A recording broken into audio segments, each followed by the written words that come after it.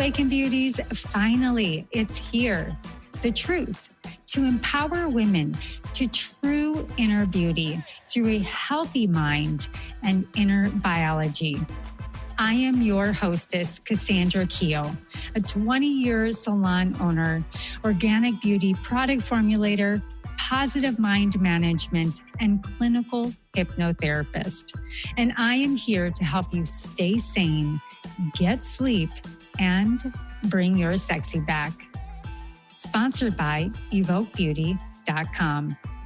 evoquebeauty.com. Now, let's get to it.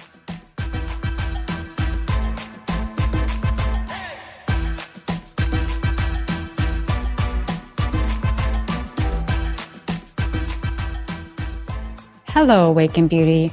How are you doing, lovely? How are you doing? This is Cassandra from the Awaken Beauty podcast.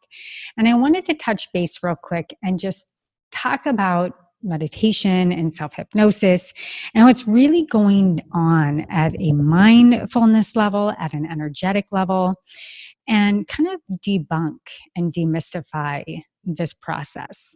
So let's just go ahead and jump right in. So if your meditation practice or even your self-hypnosis process continuously feels like this push and this pull effort, and you just end up giving up and you can't stop thinking or analyzing and wondering if you're doing it right, you're doing the exact opposite of what you're trying to accomplish. And I know you already know this intuitively because you're a bright mama.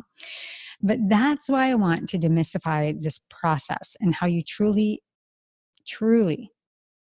import waveform energetic practices so that they can help support and relieve your stress. Now, waveform, what I mean by that is energetics, right? Because everything is energy. And the purpose, now, if you don't know, I'm releasing a masterclass on self-hypnosis called the Unlock the Garden of Your Mind, Your Path to Less Stress and Transformation, is that this purpose of both meditation and self-hypnosis is to slow down your brain waves and to get beyond the thinking and analytical mind. And I often talk about the critical factor filter. And that is the point of no return, where we leap into our subconscious. So what I want you to understand is that you already know how to do this because you do it every day. And if you can begin your meditation practice or your self-hypnosis process with the understanding that all you're doing is relaxing your body, just like what you're doing when you're falling asleep, while you're keeping your mind conscious and awake. And if you can continuously just move deeper into this state of relaxation while focusing on nothing or just not thinking, you've just opened the doorway between the conscious and the subconscious mind. All right. So let's talk about the ladder of consciousness. And when the conscious mind is awake and functioning optimally, it exists in the realm of the beta state. Now, there are four different, well, there are more than four, but the four main states of the mind, and the frequency and the electrical pulse of them are beta, alpha, theta, and delta. So beta is going to be when you're wide awake. Alpha, you're moving into somewhat of a daydreaming state.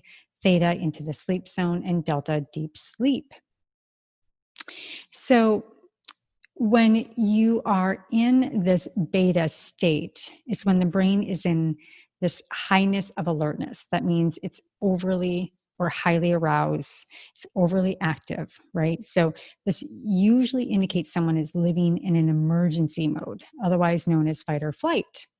So once you get beyond beta, the first layer of subconscious is the alpha brain state. And in alpha, your breathing naturally just slows down and the voice in your head starts to quiet.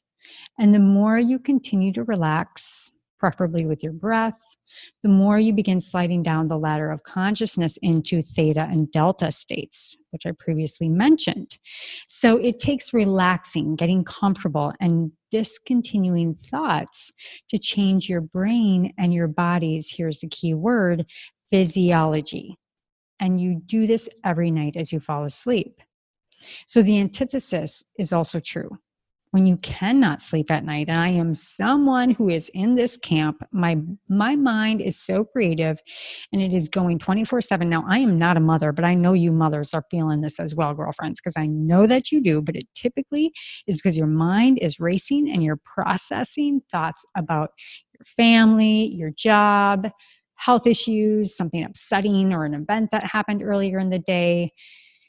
And of course, a worst case future scenario that doesn't actually ever happen, right? So, this is this thing where we think in the future and in the past, and it keeps us in a very not present state, but also very unhappy life, living in the future and the past. But becoming present, being with the people that we're with, brings so much more joy to your life and serving others. But I digress.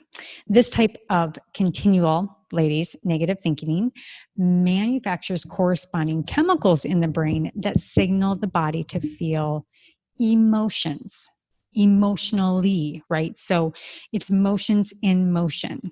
And once we feel those emotions like frustration and judgment or fear or even anger, and anger, let me tell you, is unmet expectations.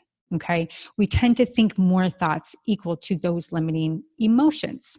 So they are very self-limiting, and where the energy goes, where the mind goes, the energy flows. So when this happens over and over, the body becomes addicted to these states and thus becomes addicted to the hormones of stress, further mirroring us in a negative feedback loop. So we start to adapt. The body adapts to the energy that you're sending through the thought and the feeling loopholes. So as a result, instead of sinking deeper into consciousness, our brain waves climb the ladder to higher levels of beta brain wave activity. And in fact, this is where we enter the realm of high beta brainwaves, and now the analytical mind is now again overly active. So it's through our meditative self-hypnosis, whatever that time is for you, even if it's just relaxation, you're laying on the ground and you just want to stare at the sky, that's fine. That we enter into the subconscious and change our unwanted programs running, as well as initiating healing and anti-aging for that matter, because there are plenty of studies that negative emotions increase telomere production or decrease telomere production and just ages faster. So think of the subconscious as the brain's operating system. Okay, so by dropping into the operating system of the brain, we can alter our habits, our behaviors, remove emotional trauma, big or small. And if you're not trying to change anything, you can simply open yourself up to receiving things that you're looking for, answers in your life, the possibilities, creating something new. There's so much in the superconscious when you enter that realm of just being in a state of stillness. It's really amazing. So the deja vu of body asleep and mind awake. So I want you to look at it this way. Falling asleep and waking up is not something we have to learn how to do. We do it every day. So these 2 times a day are when the door to the subconscious mind naturally opens up. And we go to bed at night. The nighttime neurotransmitter melatonin makes our brain waves go from beta to alpha, from alpha to theta, and theta to delta, which is deep REM sleep. So when we wake up in the morning, serotonin, the daytime neurotransmitter, creates the same process in the reverse. And our brain goes from delta to theta, from theta to alpha, and from alpha to beta. And as we close our eyes and begin the meditation process, it makes sense that when we're changing our brain chemistry from serotonin to melatonin, and thus our brain waves follow suit. It's a trained, innate part of our life. And as we sit still and relax our body, our mind, we can stop thinking because our brain is naturally processed less sensory information when our eyes are closed and relaxed. So if we can allow our bodies to begin to fall asleep while we are aware of our inner world, we're in the perfect state to begin our transformational, or let's call it creative work, right? Whatever you want to do in this state.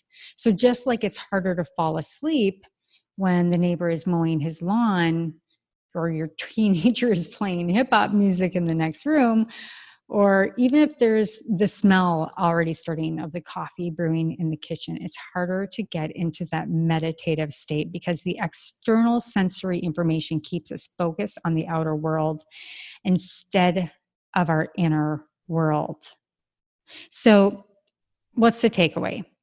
It's kind of like riding a bike.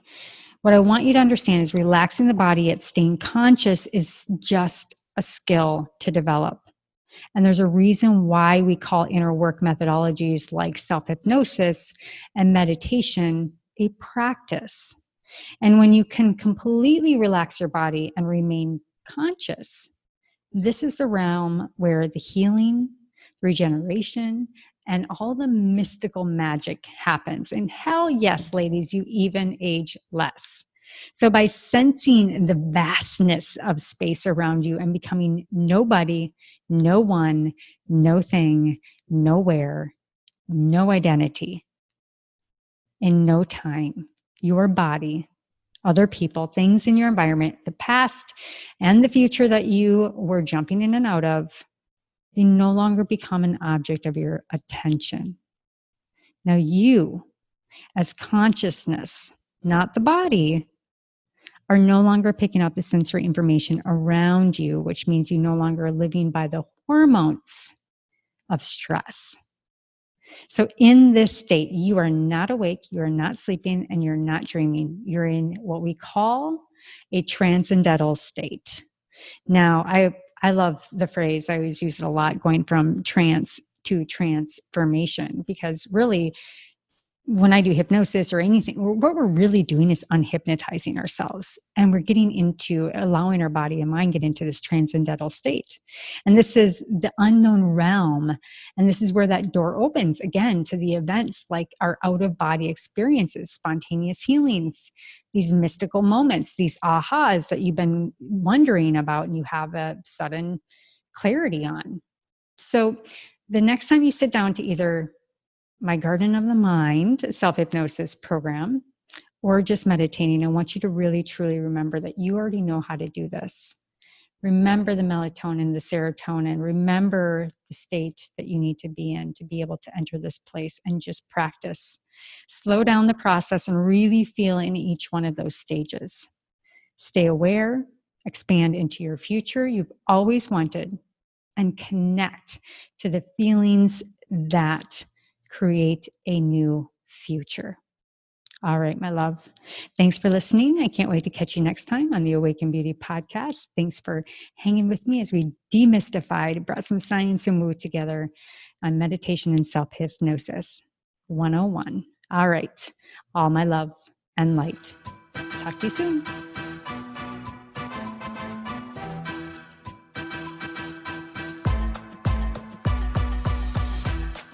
Well, hello, Awaken Beauty. Thank you so much for joining the show today. Were you inspired? Please leave a comment or your own personal aha moment so others can capture exactly what you did.